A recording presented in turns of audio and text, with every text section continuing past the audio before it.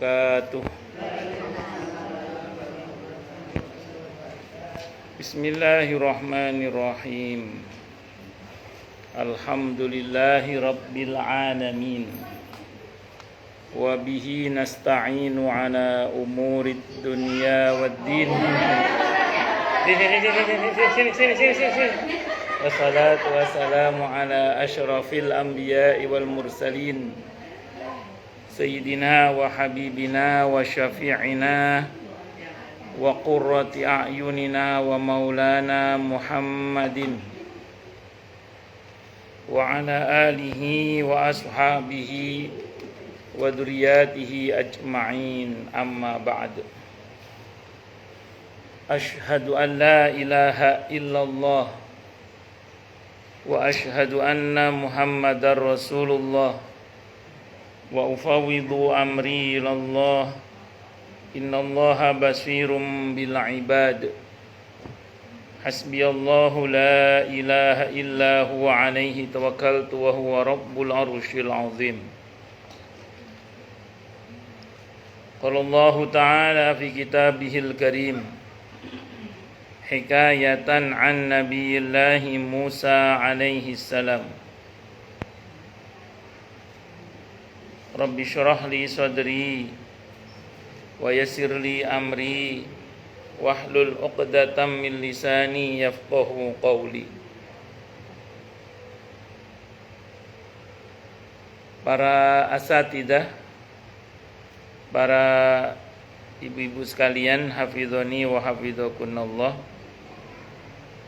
Wabil khusus segenap pengurus Majelis Ta'lim Sabila dan Sahibatul Bait Ibu Nani Winata, yang semoga beliau beserta keluarga besarnya dan kita semua selalu dalam naungan rahmat, barokah, perlindungan serta bimbingan Allah Subhanahu wa ta'ala.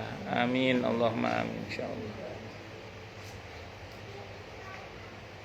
Dan tentu saya doakan semoga kemuliaan ibu-ibu sekalian selalu dijaga dan ditingkatkan terus oleh Allah Subhanahu wa ta'ala sebagai seorang muslimah, sebagai seorang istri, sebagai seorang ibu, dunia hingga syurga. Amin, Allahumma amin, insyaallah. Allahumma inna nas'aluka ilman nafi'a wa rizqan thayyiba wa amalan mutaqabbala wa fatahallahu lana futuhal arifin. Allahumma inna na'udzubika min ilmin la yanfa' wa amalin la yurfa' wa qalbin la yakhsha' wa du'a la yusma'. Allahumma ati anfusana taqwaha wa zakkiha anta khairu man zakkaha anta waliyuha wa maulaha. Amin, Allahumma amin, insyaallah. Masih melanjutkan kajian kita tentang hayatus sahabiyat. Qala al-muallif rahimahullahu ta'ala wa nafa'ana bihi wa bi'ulumihi fid dharain, amin. Bismillahirrahmanirrahim. Semua ragam akad nikah seperti ini batal. Maksudnya si perempuan menyerahkan dirinya kepada si laki-laki tanpa adanya wali, tanpa adanya saksi. Izin minum dulu nih.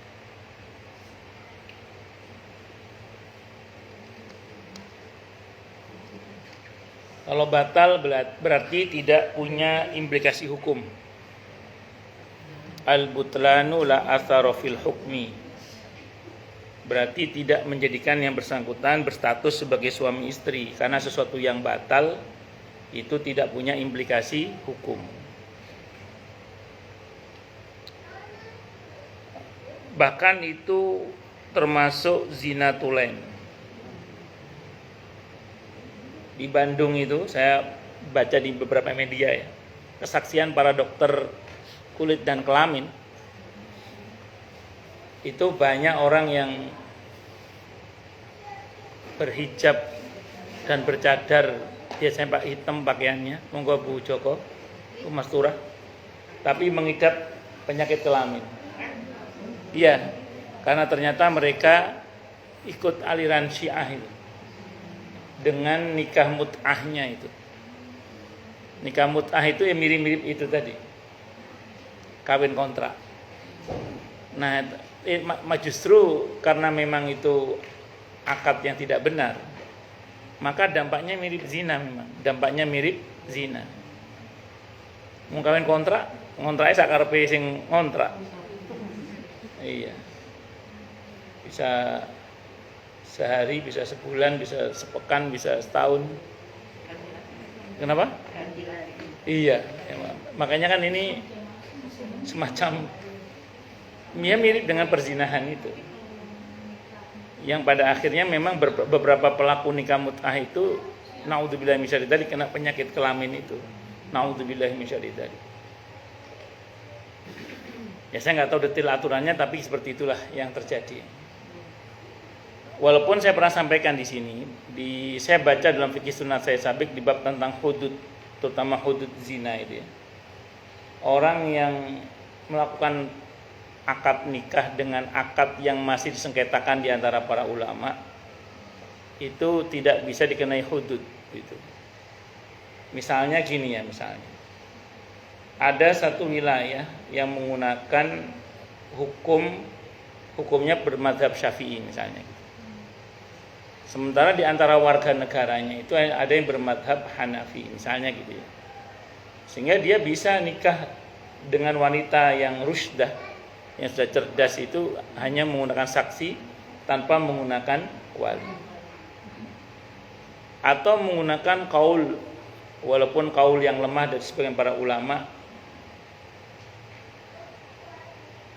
itu walaupun dalam pandangan madhab Syafi'i misalnya dianggap tidak sah pernikahannya, sehingga karenanya bisa dianggap batal, itu tetap tidak bisa dikenai hudud, hukum cambuk atau hukum rajam.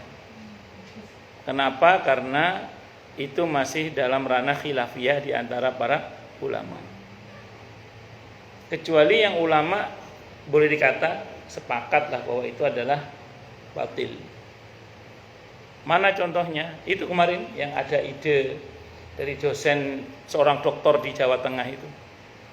Saya nggak sebut namanya karena nggak hafal namanya saya. Tapi terkenal itu. Kemarin dia mengatakan bahwa membeli pelacur itu melalui mucikari itu dianggap seperti membeli budak, milkul yamin. Sehingga nanti ya itu pemikiran itu ada.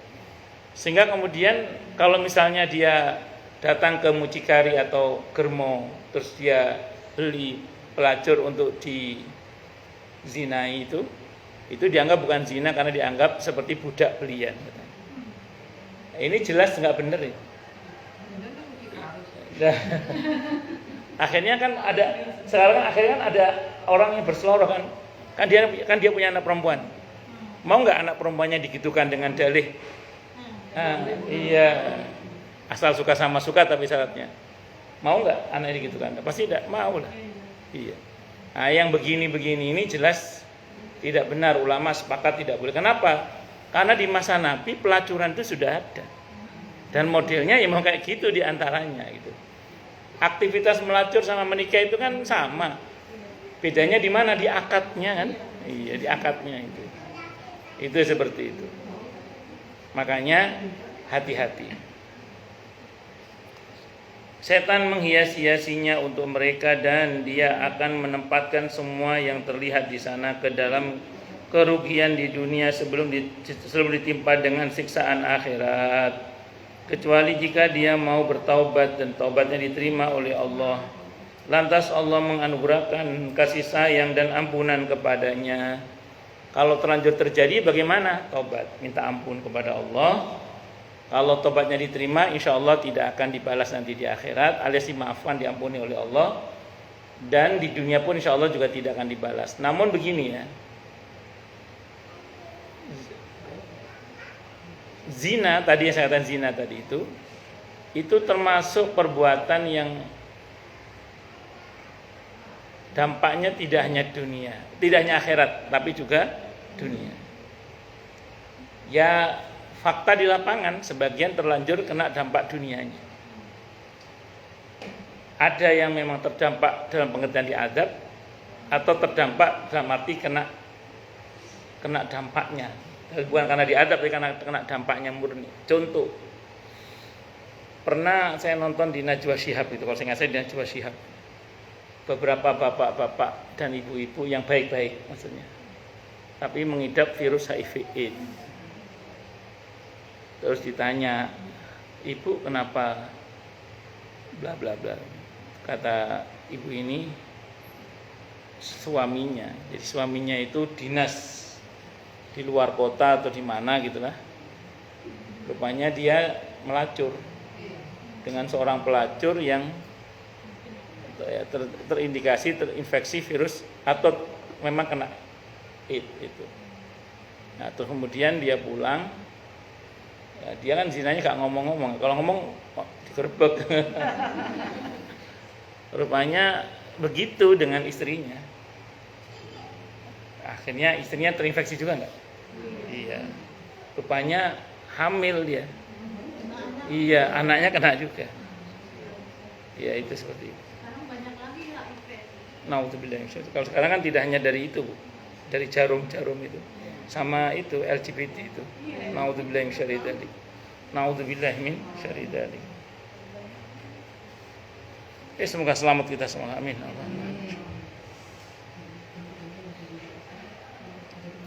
Dan ada 3 perbuatan dosa besar di surah Al-Furqan ayat 68, 69, 70 itu, yaitu syirik, membunuh, dan zina. Syirik, membunuh, dan zina. Kalau enggak taubat, Allah ancam dengan kehinaan. Kalau taubat, Allah maafkan. Illa man taba wa amana wa amila amalan shaliha fa ulaika yubaddilullahu sayiatihim hasanah. Kecuali yang mau bertobat, beriman dan beramal soleh, maka hendaklah dia maka Allah akan ganti keburukannya dengan kebaikan-kebaikan. Apa? Al-Furqan surah ke-25 ayat 68, 69, 70. Asal mau tobat ya. Asal mau tobat. Kalau enggak mau tobat ya repot. Pun lanjut.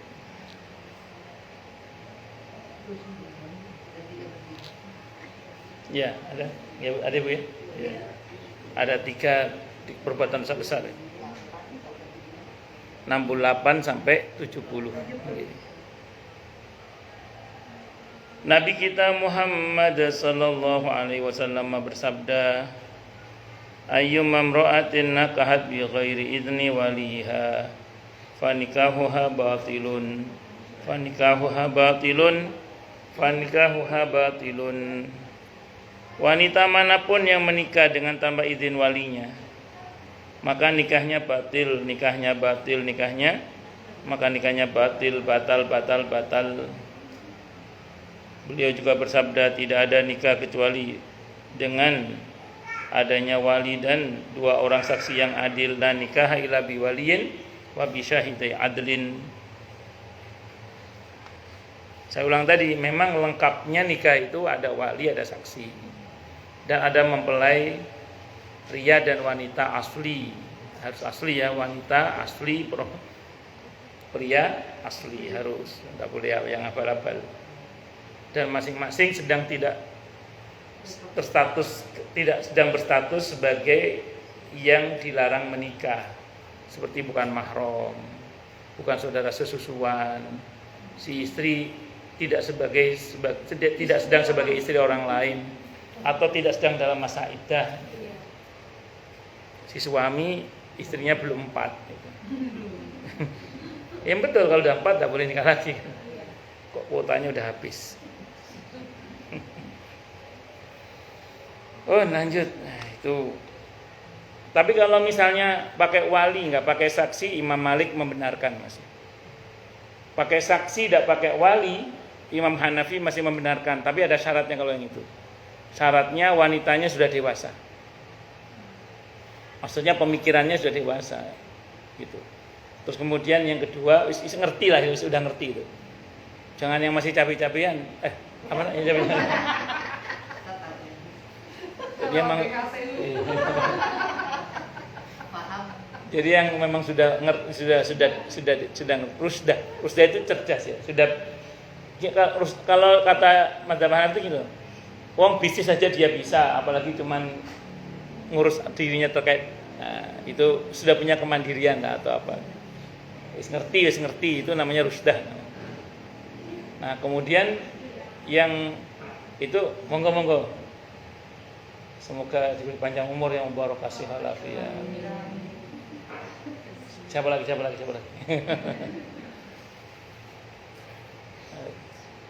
Beliau milad di statusnya tapi nggak tahu betul apa. Nggak betul. Oh, insyaallah barakallahu fiha. Lanjut nggih. Jadi singkat cerita kalau kita bicara soal ini berarti ketentuannya apa Bu rumusnya? Nah, kalau mau aman nikah itu yaitu pakai wali, pakai saksi, ada mempelai pria wanita. Saya ulang asli tidak sedang dalam status hukum yang dilarang untuk menikah, ada sighat, itu ada sighatnya nanti. Kalau mengenai mahar itu nafkah pertama seorang suami kepada istri. Tidak masuk dalam syarat dan rukun, tapi ada ancaman dari Nabi. Barang siapa yang menikah tidak bayar maharnya, kok sampai matinya dia tidak bayar maharnya, maka dia mati sebagai penzina. Naudzubillahi min syarri dzalik. Jadi mahar itu nggak masuk dalam rukun, nggak masuk dalam syarat memang. Dalam syarat nikah tidak masuk, dalam rukun nikah nggak masuk, tapi dia harus ada. Dan itu merupakan nafkah pertama seorang suami kepada istrinya. Kalau itu tidak ada dan sengaja maka kalau sampai mati dia tidak bayar maharnya, dia mati sebagai seorang penzina. Jadi memang mahar itu boleh dibayar kapan saja. Seketika boleh, nyusul juga boleh. Cuman kalau nyusul selama belum dibayar maharnya, istri berhak menolak kalau diajak oleh suami. Ya diajak senggama dia bisa menolak. Jangan gitu. Tapi kalau sudah dibayar harus bilang ya gitu harusnya. Kayak iklannya kafe. Iklan kafe zaman dulu itu.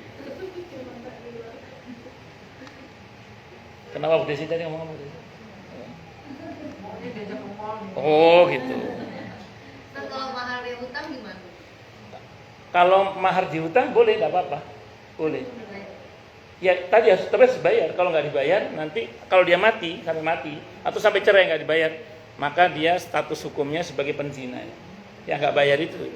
Naudzubillahi min syarri dzalik. Kalau yang seperti Nabi Yusuf itu maharnya lewat apa pekerjaan ya? Nabi Syuaib, Nabi Musa. Boleh tidak apa-apa. Mahar itu intinya satu mahar itu nihlah. Kalau di Al-Quran wa atu sadaqatihinna nihlah itu Quran yang bilang. Jadi berikanlah kepada wanita itu maharnya sebagai nihlah. Nihlah itu sesuatu yang bermanfaat untuk wanita itu. Intinya nafkah sih sebenarnya itu nafkah pertama. Makanya saya mohon maaf ya nanti kalau bisa putri-putri jenengan kalau nikah maharnya jangan ngikuti tren orang zaman sekarang yaitu seperangkat alat mandi. Seperangkat alat sholat. Maaf. Seperangkat alat sholat. Mohon maaf. Iya. Tapi sebenarnya dalam Islam itu mahar yang paling bagus itu emas sebenarnya. Kalau dalam fikih ya, tapi tidak wajib. Tapi yang paling bagus itu emas. Nah, karena emas itu terserah dia sih mau dipakai apa saja. Kalau Anda pakai rupiah kena inflasi nanti. Kan seperti itu. Yang penting emas. Itu juga difigurain Ustaz. Iya, ya kalau nggak dipakai belanja kan malah. Jadi memang yang bagus kalau dalam Islam di fikih maksud saya, di fikih yang saya pahami, para ulama memang menganjurkan mahar itu emas. Kalau masjid? Maharnya masjid. Ya bagus. Sebenarnya gini ya, mahar itu terserah si wanitanya maunya apa ya sebenarnya ya. Cuman kan sebenarnya harusnya saya ulang, mahar itu sesuatu yang bisa dimanfaatkan oleh si wanita itu. Ya kalau masjidnya dihibahkan itu yang dijadikan sebagai mahar untuk si wanita itu bisa dimanfaatkan oleh dia, ya sah-sah saja. Tapi sebenarnya masjid itu kalau yang secara hukum harusnya wakaf. Nah sementara kan kalau diberikan ke dia berarti kan masjid pribadi. Kalau masjid pribadi berarti bukan wakaf. Kalau bukan wakaf berarti kita tidak ada kesunahan tahiyatul masjid di situ. Kita tidak ada kesunahan iktikaf di dalamnya. kecuali setelah diterima sebagai milik pribadi, terus si wanita dengan kesadarannya mewakafkan masjid itu sebagai wakaf dia, baru bisa, tidak apa-apa, tidak ada masalah. Tapi saya ulang ya, intinya mahar itu sesuatu yang bermanfaat untuk si istri. Makanya mahar hafalan Quran itu oleh para ulama dikritik itu, yang betul ngajari Quran. Kalau ngajari Quran di masa Nabi ada, dan itu Nabi membolehkan, karena itu bermanfaat. Tapi kalau maharnya adalah hafalan membaca Al-Quran, itu banyak ulama yang mengkritik tidak tepat. Apa manfaatnya untuk istri itu? Itu seperti itu. Nah, jadi sarannya memang mahar itu nggak usah neko-neko, udah emas gitu aja. Nah, emas gitu aja. Bisa dimengerti ya? Boleh, tidak ada masalah. Mahar itu sebenarnya terserah pihak wanitanya, mintanya apa. Saya pernah ceramah nikah di Senopati di Empu Senduk itu. Ada rumah makan namanya Sendok Godong, nggak ngerti saya apa namanya lah itu. Nah itu pas akad maharnya Vespa. Iya.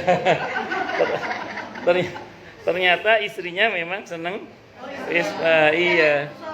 Bukan, ya, dia senang Vespa, dia minta Vespa. Ya sudah, mau mintanya Vespa itu. Pernah juga saya tahu di daerah Jakarta Utara itu minta BMW. Ya sudah, ya terserah lah itu. Selama mampu, Tapi ada prinsip ya, ada prinsip dalam Islam itu. Prinsipnya pertama, jangan dengan sengaja menuntut mahar yang menyulitkan, dengan sengaja ya, menyulitkan sehingga takutnya hilang keberkahan dalam pernikahan itu. Kalau sengaja minta mahar yang menyulitkan. Yang kedua, prinsip lagi yang kedua, dari pihak laki-laki sebisa mungkin memberikan mahar yang baik, syukur-syukur yang terbaik. Tidak harus yang terbaik, yang baik, syukur-syukur yang terbaik, syukur-syukur. Tapi itu yang baik sudah bagus itu. Kenapa? Karena dari situ bisa diukur bagaimana nanti sikap suami ke istrinya.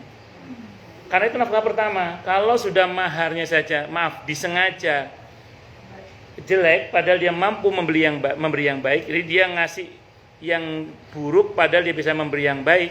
Di situ kita sudah bisa mengetahui mentalnya dia ke istrinya. Saya pernah menghadiri pernikahan seorang janda dengan duda. Saat itu si calon mertuanya nanya ke calon mantunya, berapa maharnya? 100.000. Itu udah tahun 2000-an. 100.000. Saya kaget. Karena yang akan nikah ini terkenal Pak Haji, punya sawah banyak, terkenal kaya di kampungnya. Kok ngasih mahar cuma 100.000? Saya nggak cocok dalam hati saya, tapi siapa saya kan cuma orang yang datang aja. Terus saya lihat dari raut wajah mertuanya juga kurang suka. Kok cuma 100.000 gitu loh. Padahal dia orang kaya. Dan betul, begitu menikah, Paulid pakai dal suaminya itu. Betul. Nauzubillah, betul. Memang betul, setelah nikah akhirnya cerai itu. Paulid guala itu. Nauzubillah min syarri dzalik. Dari awal udah ketahuan kok sebenarnya. Iya, dari mahar itu. Kecuali memang dia tidak mampu. Namanya juga nggak mampu, beda bab. Ini enggak, dia mampu memberikan yang baik, tapi ngasih yang nggak baik gitu loh. Gitu loh. Kalau kayak gitu bisa diminta batal nggak? Bisa nggak sih? Asal belum akad pasti bisa. Iya, contoh lagi gini. Ya. Langsung nggak mau gitu. Nggak bisa karena dia janda. Karena yang mau orang tuanya tuh. Kalau yang mau batal anaknya bisa. Iya. Kalau